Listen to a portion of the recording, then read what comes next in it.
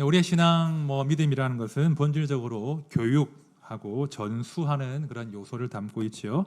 우리가 믿는 바를 잘 가르치고 교육하고 또 다른 사람들에게 또 혹은 자녀들에게 전수하고 전승하는 것이 우리 믿음의 본질의 중요한 요소입니다.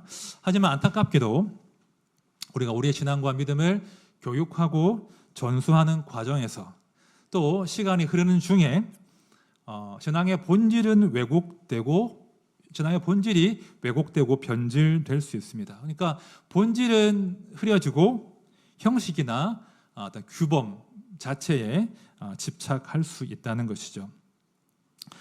저는 부산에서 이제 어린 시절 교회 생활을 했는데요. 저희 부산의 그 모교회는 아주 전통적인 장로 교회였습니다. 아주 규율과 규범이 정확한 그런 교회였는데요. 다른 분들 어떠신지 모르겠는데 제가 다녔던 교회는 교회에 가면 점수판이 되게 많았어요. 뭐냐면 이제 주일학교에 가면 주일학교 점수판이 있었습니다. 그래서 출석 점수, 성경 읽기 점수, 암송 점수, 전도 점수를 더해서 반별로 스티커를 붙여가지고 경쟁을 시키는 거죠. 어느 반에 잘하나 그렇게 그랬었고요. 저희 어릴 때는 또 성미라고 해서 그 쌀을 성미 주머니에 담아서 이제 헌물하는 그런 게 있었거든요. 그러면 이제 성미를 헌물하면 반드시 저희 교회의 경우는 성미판이 있었어요. 그래가지고 그 이름 유경희 적은 다음에 성미를 내면 스티커를 붙이는 거예요. 안 내면 안 붙이는 거예요. 저희 교회는 그랬었습니다. 그래서 이제 누가 내셨나 누가 안 내셨나 다 볼 수 있었고요. 성미를 내가 분명히 냈는데 그 담당하시는 총무 권사님이 성미판에 스티커 안 붙이면 그 난리가 나는 거예요. 분명히 성미 냈는데 왜 안 붙이냐 그랬던 기억이 납니다. 특히 제가 그 인상적으로 기억에 남는 것은 구역별 점수 현황판이었습니다. 그런 거 안 해보셨구나. 놀라시네. 구역별로 점수를 매기는 거예요. 그래서 구역 성도들의 주일 출석, 주일 오예배 출석, 수요 예배, 새벽 기도, 성경 읽은 장수, 말씀 묵상, 기도 몇 분, 요거 다 더해가지고 매주 점수를 매기는 거예요. 그러면 이제 그래프가 쫙 올라가겠죠. 연말이 되면 시상을 앞두면 경쟁이 붙는 거예요. 어떤 점수를 많이 따가지고 1등 하리라. 점수를 막 따야 되는데 사실 제일 높은 점수는 전도 점수였어요. 전도하면 엄청난 점수를 주는데 전도가 쉽지는 않잖아요. 그래서 제일 만만한 게 성경 읽기 점수였어요. 다른 점수는 고만고만한데 성경을 많이 읽으면 점수가 확 올라가거든요. 그래서 연말에 다가올수록 구역 식구들이 모여가지고 성경을 열심히 본 거예요. 근데 시간이 쫓기니까 짧은 성경을 찾는 겁니다. 길이가 짧은 성경을 찾아서 그러면 장수가 빨리빨리 올라가잖아요. 대표적으로 읽었던 것이 시편 117편 읽어볼게요. 너희 모든 나라들아 여호와를 찬양하며 너희 모든 백성들아 그를 찬송할지어다. 우리에게 향하신 여호와의 인자하심이 크시고 여호와의 진실하심이 영원함이로다. 할렐루야. 끝. 이 얘기 되니까 얼마나 그죠? 시편을 중심으로 해가지고 짧은 그 장들을 찾아가지고 막 읽는 거예요. 그럼 한 주에 그 구역원들이 읽은 성경 장수가 1000장 이렇게 하는 거예요. 점수가 막 올라가겠죠. 그랬던 기억이 납니다. 사실 방금 제가 읽어드렸던 시편 117편이 얼마나 그죠? 소중한 진리를 담고 있는 그런 말씀입니까? 그런데 많이 읽어야 한다는 그것 때문에 그냥 내용은 묵상하지도 않고 읽기에 바빴던 것이죠. 여러분, 예배에 출석하고 말씀을 읽고 암송하는 것, 기도하는 것 너무나 소중한 은혜의 방편이고 경건한 습관이 분명하죠. 하지만 우리가 때로는 그 형식, 그 종교적인 행위 자체에 집중하느라고 본질을 놓칠 때가 많다는 거예요. 자, 음식물을 담는 그릇, 형식도 너무나 소중하죠. 그릇이 꼭 필요해요.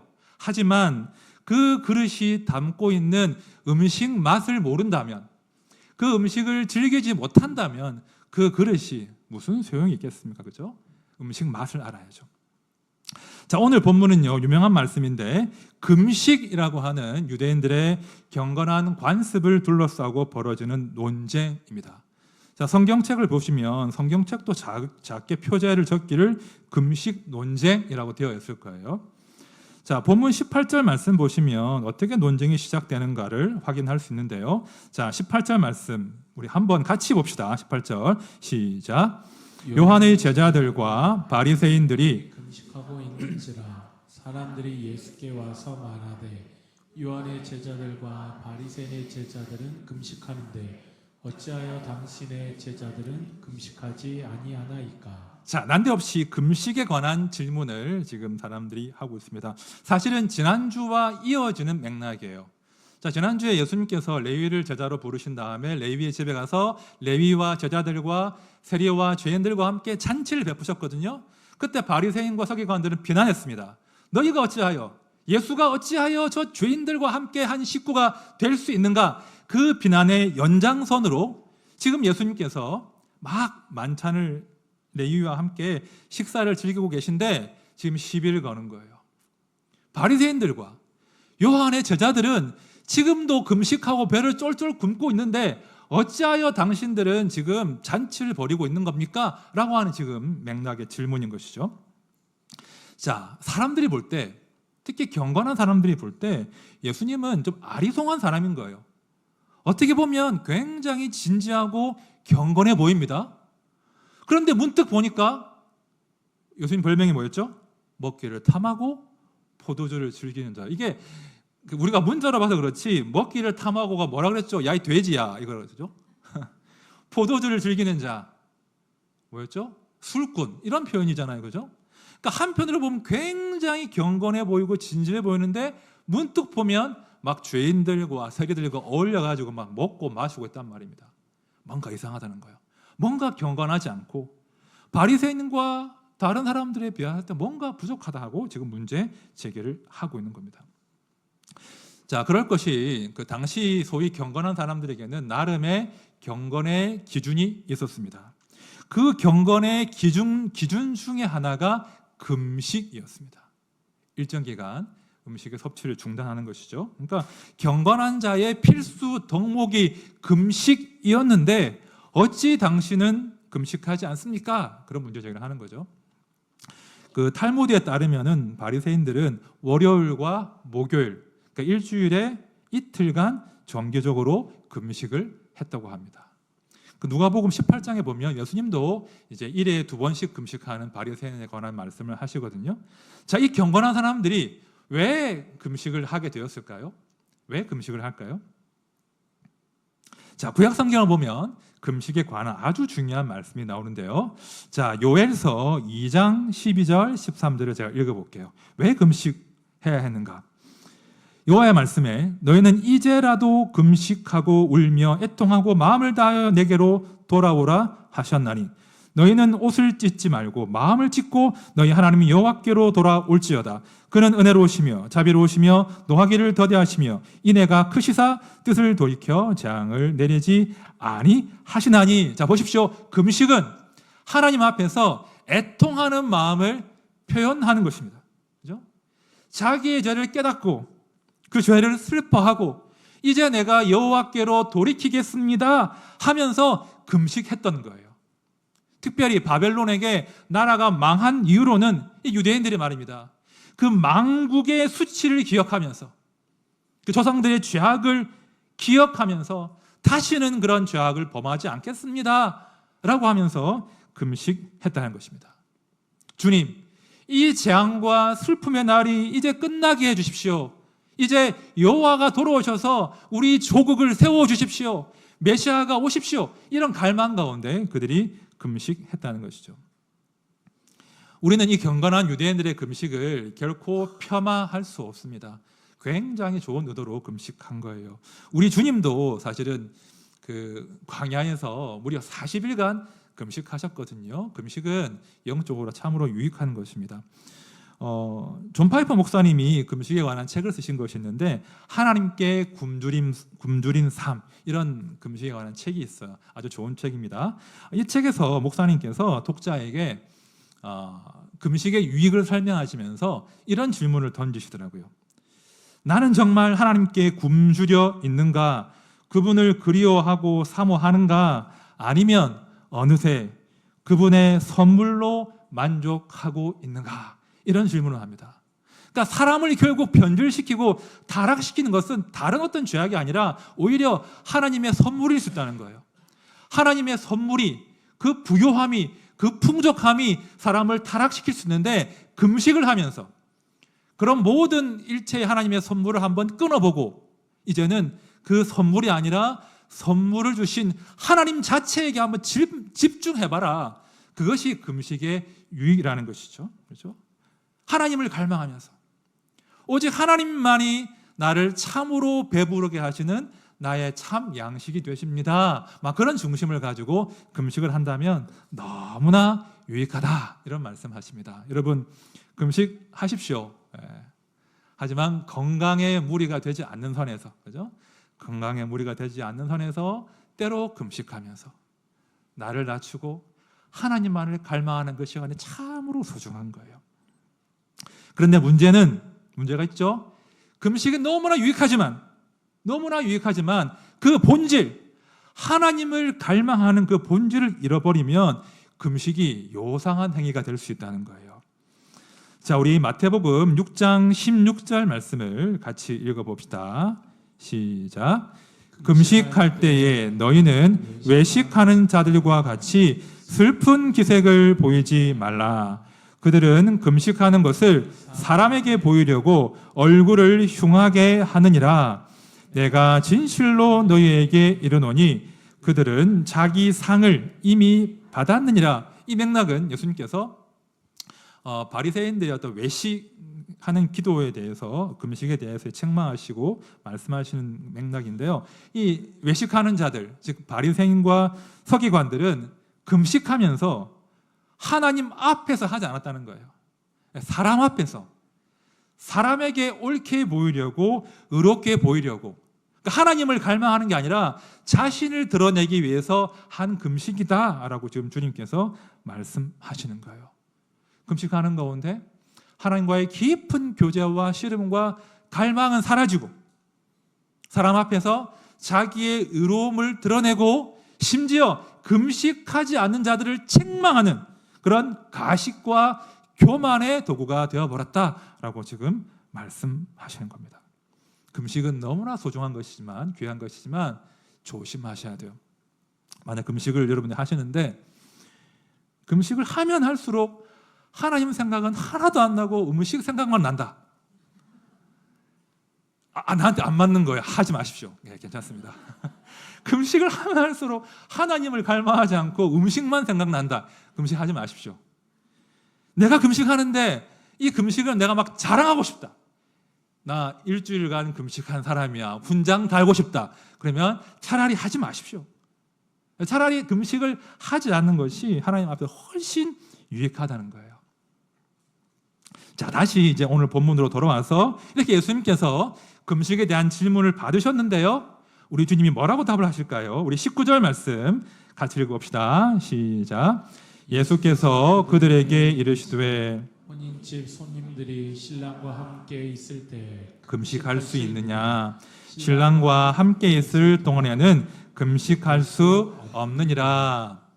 자, 맥락을 잘 읽으셔야 됩니다. 보시면 금식이 뭐 좋다, 나쁘다 이 말씀 전혀 하지 않으세요. 대신에 좀 더 본질적인 말씀을 하시는데 뭐라고 하시냐? 지금은 금식할 때가 아니다 라고 말씀하시는 거예요. 너희가 금식하고 있는데 지금 금식할 때가 아니야. 결혼잔치가 열렸고 신랑이 우리에게 왔고 지금은 신랑과 함께 잔치를 벌일 때야. 금식을 잠깐 중단해. 그 말씀을 지금 주님이 하신다는 거예요. 여러분, 이 말씀은요 굉장히 담대하고 놀랍고 엄청난 말씀이에요. 이 말씀이 담고 있는 건 이런 의미예요. 야, 내가 너희 앞에 앉아있는 내가 너희들이 그토록 금식하면서 기다렸던 하나님이 보내신 자 메시아야. 내가 왔잖아. 이제는 금식하지 말고 나와 함께 잔치하자. 이렇게 말씀하시는데 뭔가요? 엄청난 선언인 겁니다. 제가 이 장면을 한번 묵상을 해봤습니다. 상상력을 동원해가면서 우리가 이제 말씀을 볼 때 우리의 선입견이 굉장히 말씀을 이제 오염시킬 때가 많거든요. 이게 금식 논쟁 붙어 있으니까 마치 사람들하고 예수님하고 날카롭게 막 토론하신 듯한 뉘앙스가 느껴지잖아요. 근데 제가 한번 말씀을 처음 읽는 것처럼 이 장면을 묵상을 해봤습니다. 상황이 이렇거든요. 지금 예수님께서 레위와 세리들과 죄인들과 제자들과 함께 식사하십니다. 굉장히 흥겨운 자리거든요. 죄인이 주님께 돌아왔잖아요. 너무나 기쁜 잔치가 벌어지고 포도주를 마시고 음식을 드시고 있는 거예요. 그런데 그 상황에서 조금은 공격적인 질문이 들어온 거예요. 왜 지금 이렇게 잔치 벌이십니까? 저기를 보십시오. 바리새인과 요한의 제자들은 금식하지 않습니까? 금식하셔야 되지 않을까요? 라고 질문한 거예요. 그러면 이제 밥 맛있게 먹는데 밥맛 떨어지게 웬 금식이냐 이렇게 반응하실 수 있겠죠. 그런 날카로운 뉘앙스를 읽을 수 있겠죠. 하지만 저는 묵상하면 할수록 이게 아니라는 거예요. 지금 잔치 중이잖아요. 지금 기쁜 순간이거든요. 지금 레위와 세리와 죄인이 주님께 돌아왔잖아요. 그래서 지금 주님은 아마도 얼굴에 미소를 띄우면서 아주 유쾌하게 답을 하셨을 거라고요. 야, 그동안 금식하느라 고생했다. 이제 신랑이 왔다. 금식을 그치고 함께 잔치하자. 제가 일부러 그림을 보여드리는 거예요. 저도 그러하지만 우리 진지하게 믿는 크리스찬들은 예수님의 이 웃는 얼굴을 발견하지 못할 때가 너무 많은 것 같아요. 항상 너무 진지하고 항상 치열하고 항상 고뇌에 가득 차 있고 예수님을 진지충으로 만드는 경향이 있습니다. 하지만 우리 주님은 그렇지 않으시다는 거예요. 굉장히 유쾌하게 밝게 지금 잔치를 벌이고 계셨고 금식을 말하는 그자들에게 아니야, 잔치할 때야, 잔치로 초대하시는 그런 맥락으로 저는 읽었습니다. 우리가 이 말씀을 읽을 때, 복음서를 볼 때 이 예수님의 이 유쾌한 얼굴, 그 죄인들이 돌아오실 때 그 기뻐하시는 그 얼굴을 찾는 연습이 필요해요. 그렇죠? 말씀을 볼 때 그런 얼굴을 많이 발견하십시오. 아무튼 예수님께서 이렇게 답을 하시고 그들이 어리둥절한 상황에서 주님이 조금 더 말씀을 이어가십니다. 자, 21절과 22절 말씀을 우리 같이 봅시다. 시작. 생배 조각을 낡은 옷에 붙이는 자가 없나니 만일 그렇게 하면 기운 새 것이 낡은 그것을 당기어 헤어짐이 더하게 되느니라. 새 포도주를 낡은 가죽 부대에 넣는 자가 없나니 만일 그렇게 하면 새 포도주가 부대를 터뜨려 포도주와 부대를 버리게 되리라. 오직 새 포도주는 새 부대에 넣느니라 하시니라. 유명한 말씀이죠. 당시 사람들에게는 익숙한 문화적인 지혜였는데 낡은 옷이 구멍이 났는데 새 천조각을 이어서 붙이면 나중에 세탁을 하면 이 새 옷 천조각이 수축을 하는 거예요. 수축을 하면서 헌 옷이 찢어진다고 합니다. 그렇다고 해요. 그리고 새 포도주는 한참 발효가 진행 중이기 때문에 팽창을 하거든요. 가스가 찬단 말이에요. 근데 이제 낡은 가죽 부대에 넣으면 이 팽창을 감당하지 못하니까 낡은 가죽 부대가 터진다는 거예요. 그러니까 지금 예수님은 당시 유대인들에게 굉장히 익숙한 삶의 지혜를 예로 들어서 설명하시는 거예요. 무슨 설명하십니까? 내가 바로 새 옷이다. 내가 바로 새 포도주다. 내가 바로 새 신랑이다. 그 말씀을 지금 주님이 하시는 거예요. 이제 낡은 것의 시대가 가고 새로운 시대가 왔다. 심판과 눈물과 슬픔과 금식의 시대가 갔고 구원과 기쁨과 웃음의 시대가 왔다고 말씀하시는 거예요. 이제 나와 함께 기뻐하자, 즐거워하자, 그 말씀을 하시는 거예요. 그러니까 오늘 이 말씀은 사실은 금식 논쟁이라기보다는 자기 백성들을 향해서 안식과 기쁨과 복음을 선포하시는 맥락인 거예요. 자, 스가랴 8장 19절에 이런 말씀이 있습니다. 만군의 여호와께서 여호와가 이같이 말하노라. 넷째 달의 금식과 다섯째 달의 금식과 일곱째 달의 금식과 열째 달의 금식이 변하여 유다 족속에게 기쁨과 즐거움과 희락의 절기들이 되리니. 이런 말씀이 있습니다. 제가 표시한 부분을 세번역으로 보면 이렇게 번역하고 있습니다. 세번역이에요. 금식일이 바뀌어서 기쁘고 즐겁고 유쾌한 절기가 될 것이다. 이렇게 약속하셨다는 거예요. 우리 주님께서 이 스가랴의 말씀을 오늘 본문 가운데 성취하고 계시는 겁니다. 여러분, 우리 주님은요 참으로 유쾌하신 하나님이 되십니다. 그죠? 당신의 백성들을 사랑하십니다. 흑암에 앉은 백성들, 애통과 비탄함과 슬픔과 괴로움 가운데 사는 그 백성들에게 잔치를 베풀어 주시기 위해서 그들을 해방하시고 그들의 눈물과 슬픔을 기쁨과 웃음으로 바꾸어 주기 위해서 우리 주님은 이 땅에 오셨다는 걸 기억하셔야 돼요. 우리의 슬픔과 우리의 비탄이 바뀌어서 기쁨과 웃음 되게 하시는 것, 우리에게 잔치상을 베풀어 주시기 위해서 우리 주님께서 이 땅에 오셨다는 거예요. 성도가 그 예수님의 얼굴을 항상 유쾌한 얼굴을 기억하고 사셔야 돼요. 여러분, 우리 예수 믿는 사람들 말입니다. 우리 그리스도인들의 구별됨, 거룩, 다름이 무엇이겠습니까? 우리의 어떤 종교적인 관습, 규범, 습관 이런 것들이 우리를 거룩하게 만들고 구별되게 할까요? 물론 그런 것도 있습니다. 그런 관습은 너무나 소중한 거예요. 그런 반복적인 습관, 관습이 우리의 성품이 되는 거예요. 중요한, 소중한 은혜의 방편인 거예요. 그 은혜의 방편들을, 교회의 관습들을 당연히 이웃들에게, 다음 세대에게 전수해야 돼요. 하지만 놓치지 말자는 거예요. 뭘요? 본질을 놓치지 말자는 거예요. 그 관습과 그 규범과 그 그릇이 담아내고 있는 예수 그리스도, 그죠? 하나님을 즐거워하는 그 본질을 놓치지 말자는 거예요. 자, 신명기 10장 말씀 한번 읽어볼게요. 잘 들어보십시오. 이스라엘아, 내 하나님 여호와께서 내게 요구하시는 것이 무엇이냐? 곧 내 하나님 여호와를 경외하여 그의 모든 도를 행하고 그를 사랑하며 마음을 다하고 뜻을 다하여 내 하나님 여호와를 섬기고, 그 다음이 중요해요. 내가 오늘 내 행복을 위하여 내게 명하는 여호와의 명령과 규례를 지킬 것이 아니냐. 기가 막히지 않습니까? 우리에게 명령과 규례를 주신 것은 행복을 위하여 주셨대요.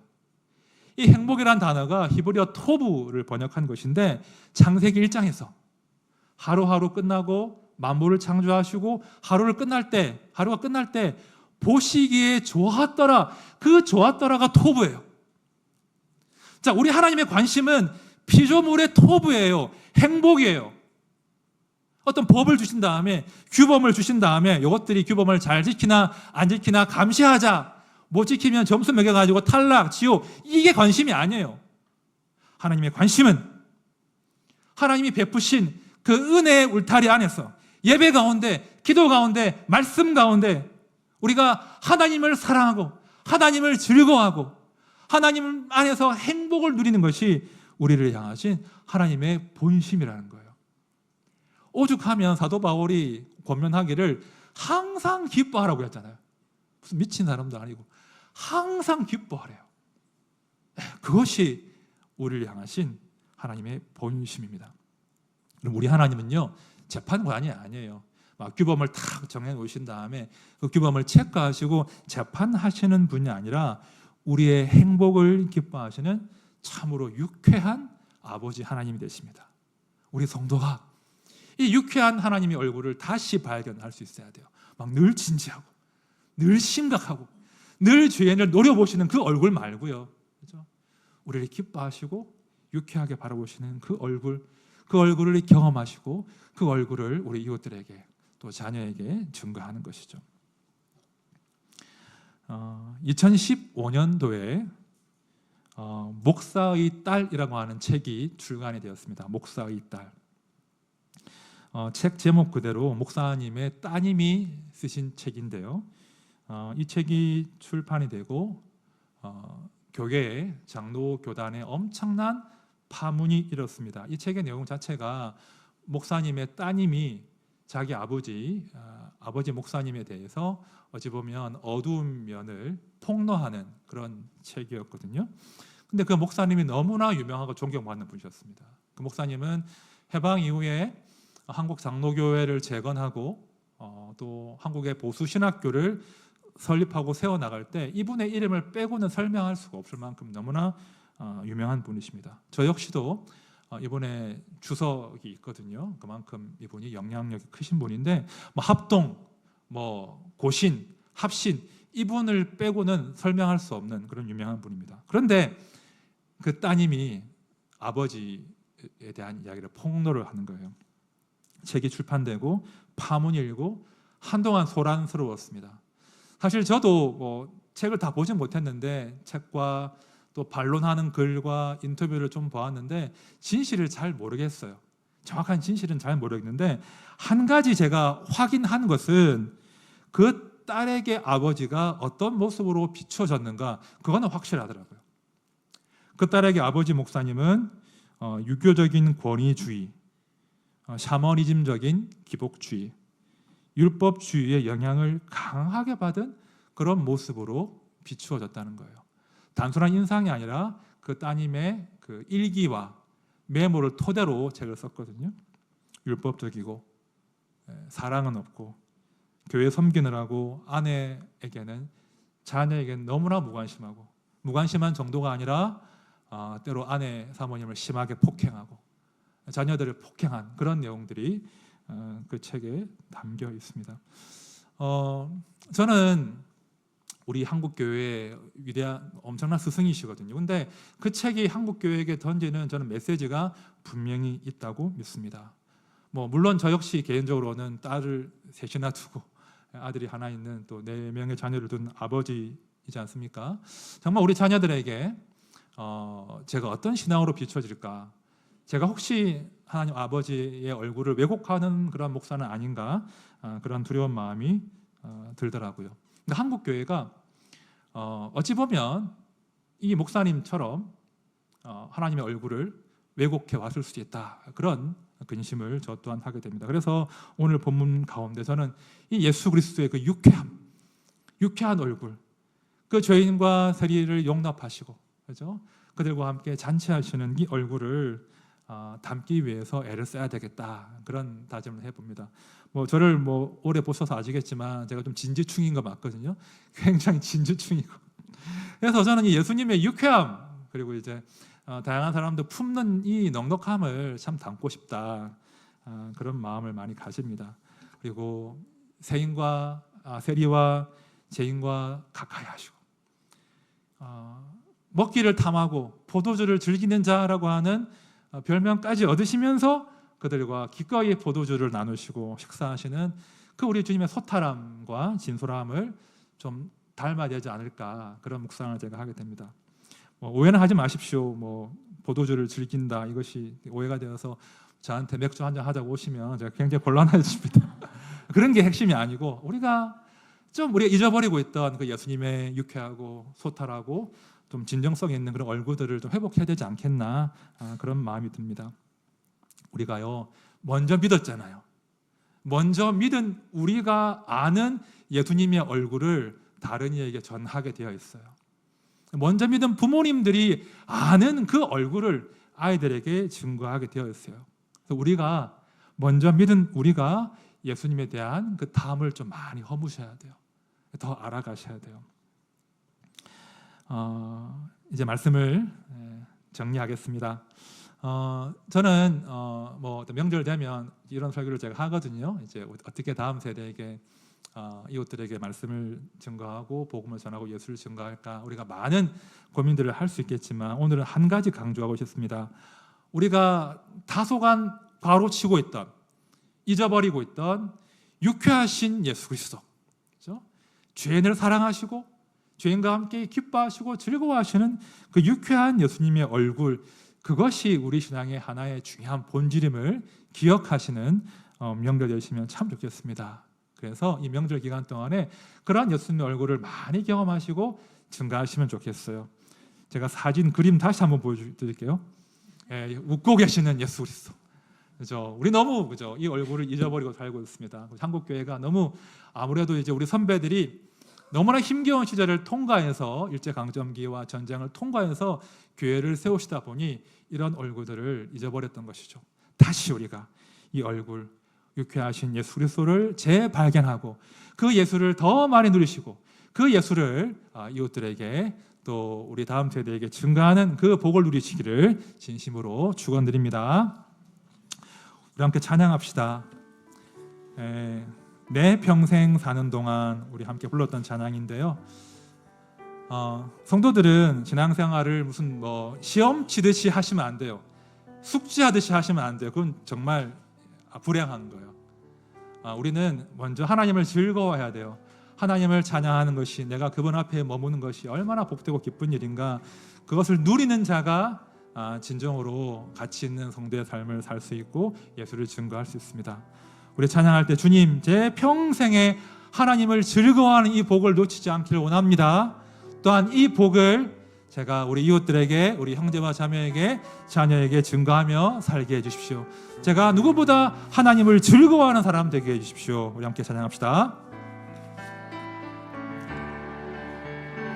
내 평생 사는 동안, 내 평생 사는 동안 주 찬양하리. 여호와 하나님 내 주를 찬양하리. 주님을 묵상함이 즐겁도다. 내 영혼 주 안에서 잠기. 우리 처음부터 합시다. 내 평생 사는 동안, 내 평생 사는 동안 주 찬양하리. 여호와 하나님 내 주를 찬양하리. 주님을 묵상함이 즐겁도다.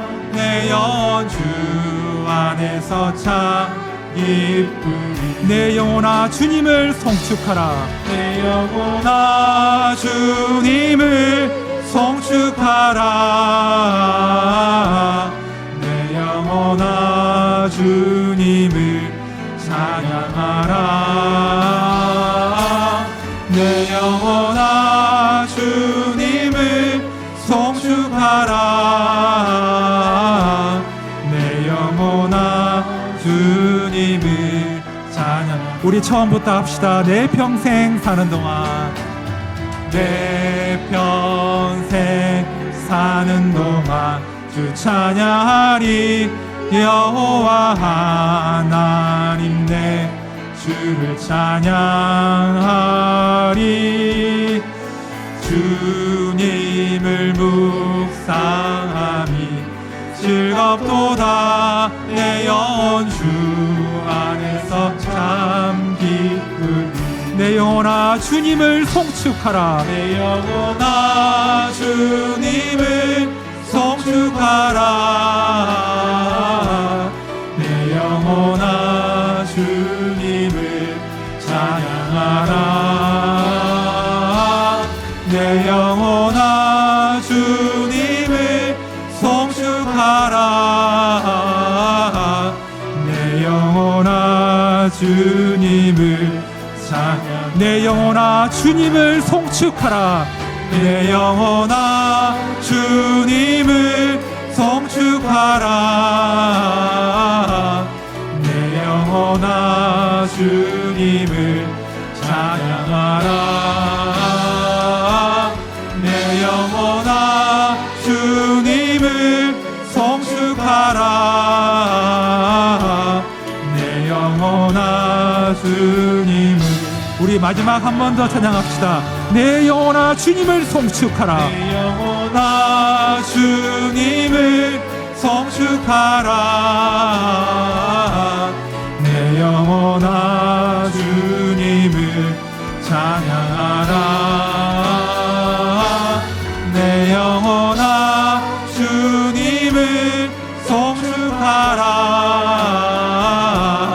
내 영혼아 주님을 찬양하라. 한번 눈을 한번 감아 보시고요. 한번 예수님의 얼굴을 한번 상상을 해 보시겠습니까? 어떤 얼굴이 그려지십니까? 얼굴이 떠오르지 않는 분도 계실 것 같아요. 아니면 고난 가운데 계신 슬퍼하시고 고뇌하시는 예수님의 얼굴을 떠올리시기도 하실 거예요. 맞는 얼굴입니다. 또한 동시에 죄인을 바라보시고 안타까워하시는 그 얼굴 또한 우리가 떠올릴 수 있는 얼굴이죠. 근데 오늘은 좀 다른 얼굴 한번 떠올려 봅시다. 우리가 아까 설교 때 사진 2장 보셨죠? 나를 보시고 내가 감히 주 앞에 설 수 없는 자이지만 여전히 죄인이지만 그런 나를 보시고 활짝 웃으시고 나와 함께 하기를 기뻐하시고 너무나 유쾌하게 나와 함께 잔치하자, 나와 함께 포도주와 떡을 먹고 고기를 먹자 하시는 그 나를 보고 활짝 웃고 계시는 그 주님의 유쾌한 얼굴을 한번 떠올려 보십시오. 얼마나 힘이 드는지 모릅니다. 저는 이 얼굴을 참 모르고 살았던 것 같아요. 너무나 진지하게만 하고 너무나 무섭기만 한 얼굴을 늘 떠올렸는데 요즘은 좀 제가 달라졌어요. 유쾌하신 예수 그리스도, 이런 나를 보시고도 웃고 계시고 나를 유쾌한 그 잔치에 초대하시는 예수 그리스도, 그 얼굴을 발견하는 것이 우리 시대 성도의 힘이 될 줄로 믿습니다. 우리 기도할 때 주님, 제가 다시 유쾌하신 예수 그리스도를 구합니다. 제가 주님과 함께 교제하고 먹고 마시고 즐거워하는 이 기쁨을 놓치지 않게 해주십시오. 또한 나를 통하여 내가 누리고 즐거워하는 예수 그리스도의 얼굴이 우리 자녀들과 남편과 아내와 이웃들과 가족들에게 증거되게 하여 주옵소서. 이 명절 기간에 제가 만나는 가족들과 이웃들에게 유쾌하신 예수 그리스도, 죄인을 기뻐하시고 사랑하시는 그 예수 그리스도를 증거하는 나의 얼굴과 삶과 이야기가 되게 하여 주시옵소서. 우리 함께 기도합시다.